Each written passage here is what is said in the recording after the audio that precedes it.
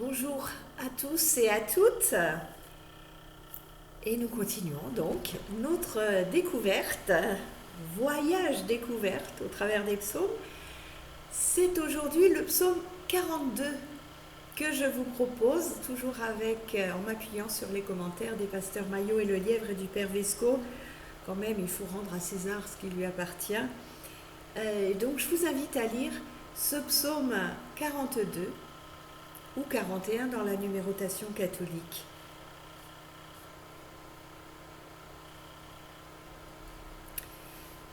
C'est avec ce psaume 42 que débute le second livre du psautier dont nous avons déjà parlé, qu'on appelle le recueil des fils de Corée. Et nous l'avions déjà signalé, le Père Vesco nous le rappelle, c'est le répertoire d'une classe de lévites chantres qui aurait pu autrefois exercer ses talents au sanctuaire de Dan dans le royaume du Nord. Et ces psaumes, nous l'avions déjà dit, sont classés en deux séries, du psaume 42 à 49 et les psaumes 84, 85 et 87, 88, au milieu desquels est intercalé un psaume de David.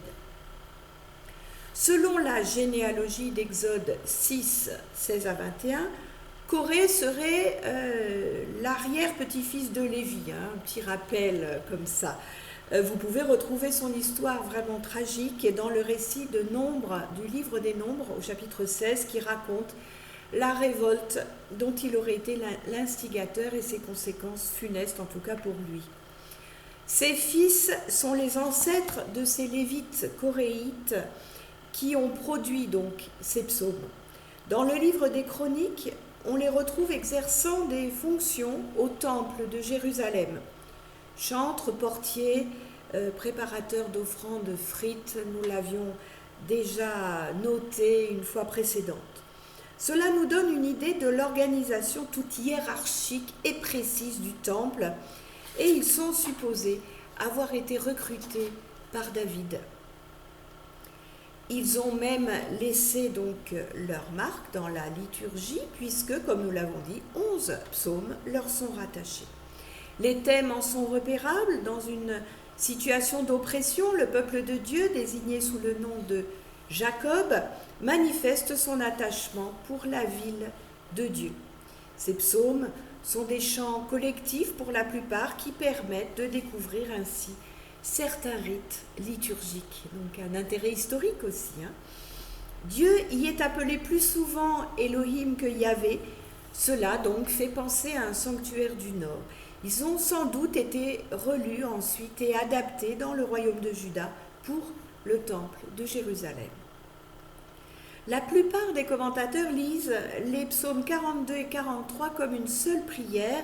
En effet, ils ont un même refrain et une structure commune dont la logique plaide du coup dans le sens d'un texte unique, mais nous les étudierons néanmoins distinctement parce que sinon c'est trop long.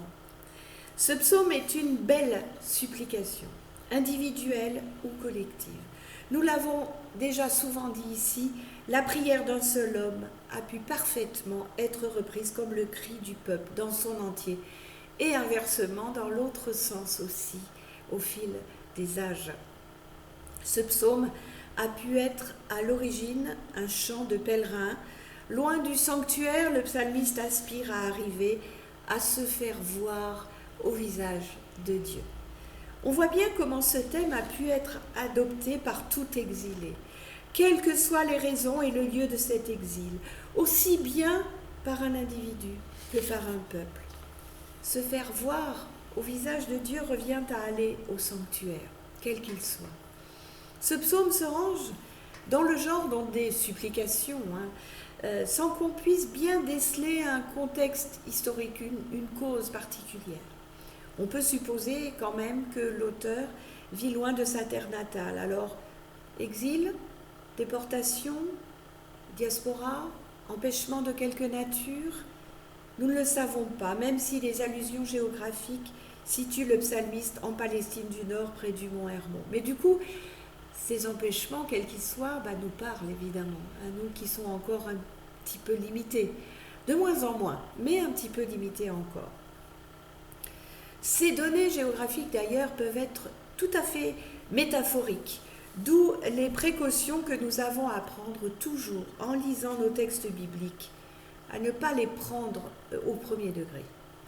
Ils peuvent en réalité se lire à la fois à plusieurs niveaux, et la richesse de la langue hébraïque amplifie encore ce processus, nous l'avons souvent noté.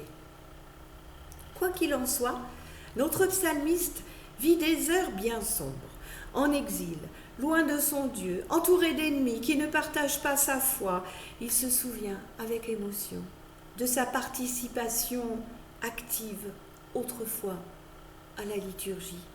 Il souffre d'abord, finalement, d'exil spirituel, de ne pas pouvoir célébrer avec d'autres au temple. Le temps que nous vivons, loin de nos célébrations, peut donner peut-être une petite idée de cette soif qui se manifeste ainsi.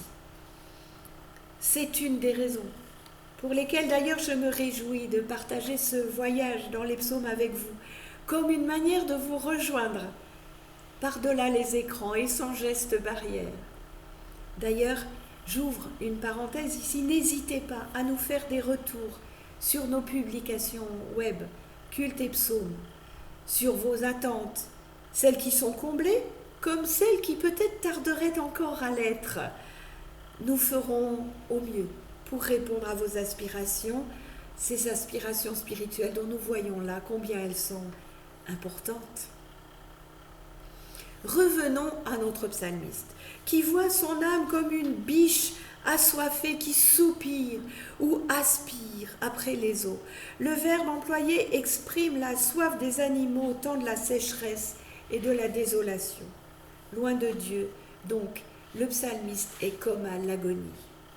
Le Dieu vivant joue le rôle de l'eau pour l'animal assoiffé. Cette expression s'oppose aux dieux des nations qui ne sont que des dieux morts, des idoles.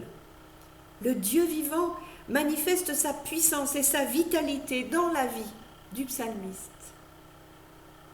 Le psalmiste a soif de liturgie, mais au lieu de l'eau vive à laquelle il aspire, il n'a que des larmes amères à boire. Il ne peut alors qu'évoquer un souvenir heureux pour essayer de retrouver son Dieu.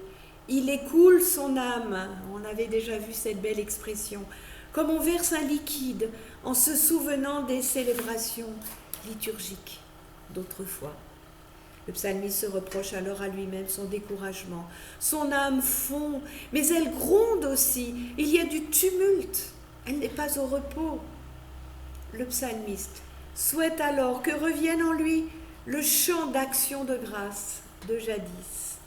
Il établit sans doute un parallèle entre le tumulte de la fête d'alors, des cris d'action de grâce, et le tumulte actuel de son âme. Pourtant, son épreuve présente ne saurait abolir l'espérance. Dieu reste le même qu'autrefois, un Dieu qui sauve. Un Dieu qui sauve, eh bien c'est Yeshua, Jésus.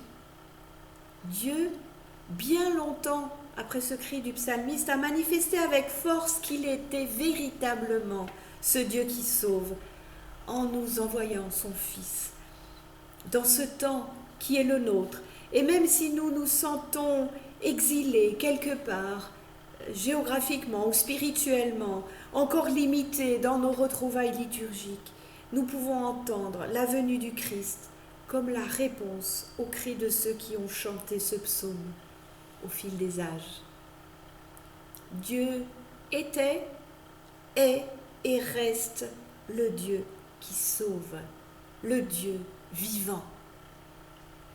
Ainsi, au plus profond du désespoir lié à sa situation, alors qu'au lieu de l'eau vive qu'il attend, ce sont les eaux de l'abîme qui menacent de le submerger, alors qu'il est sous l'oppression de ses ennemis et que son âme à nouveau se dissout et se met en tumulte, il affirme quand même que Dieu est le salut de son visage. Visage, ici, est pris au sens de la personne tout entière. C'est donc son salut personnel qui l'attend. L'épreuve ne saurait abolir l'espérance. Il est à noter la différence de ton quand le psalmiste se parle à lui-même, où c'est le désespoir qui domine. Les versets 6 et 12 commencent par une question. Pourquoi te replies-tu, mon âme? C'est la traduction de la Tobe. Ou bien, pourquoi es-tu abattu, mon être? Donne la traduction de la BFC. Quoi? Tu te prosternes, mon être? Dit Chouraki. Comme une sorte de dédoublement et de prise de conscience qu'une partie de lui-même en est presque à céder.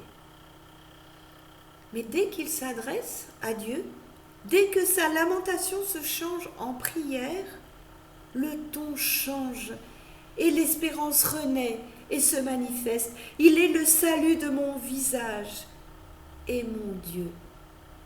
Encore une fois, nous découvrons les bienfaits de la prière qui, en nous remettant en lien avec Dieu, nous redonne courage, paix et espérance. Alors je vous invite instamment, quand votre sort vous paraît dur, plutôt que de vous lamenter de vous-même à vous-même, remettez tout cela à Dieu et vous trouverez certainement la paix et vous retrouverez courage.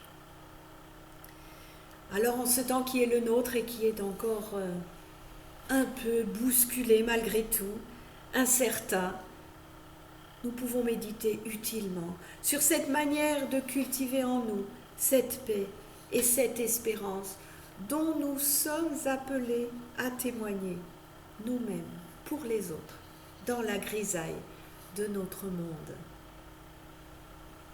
Alors n'hésitez pas à vous plonger dans la prière pour rejoindre Dieu et être rejoint par lui, et que cette intimité trouvée ou retrouvée vous donne l'envie d'aller de l'avant et peut-être très bientôt de nous retrouver pour nos célébrations. Alors pas encore pour dimanche, pour Pentecôte, mais vous aurez un beau culte, je l'espère en tout cas que vous le trouverez beau, fait en collaboration avec un certain nombre d'entre nous, vraiment pour marquer la fête, les langues différentes, etc. Enfin, vous verrez, je vous laisse la surprise, vous le trouverez donc sur notre site en entier, la prédication simplement, sur la page Facebook, mais vous y trouverez le lien pour aller sur notre site directement. Alors je vous dis à dimanche pour le culte et à lundi pour un nouveau psaume. Nous continuerons cette traversée tranquillement, au moins tout le mois de juin, puis nous verrons après si nous ralentissons un peu pour l'été, mais nous persisterons. Ces psaumes sont trop beaux pour les laisser comme ça. Belle journée à vous et à demain pour le culte.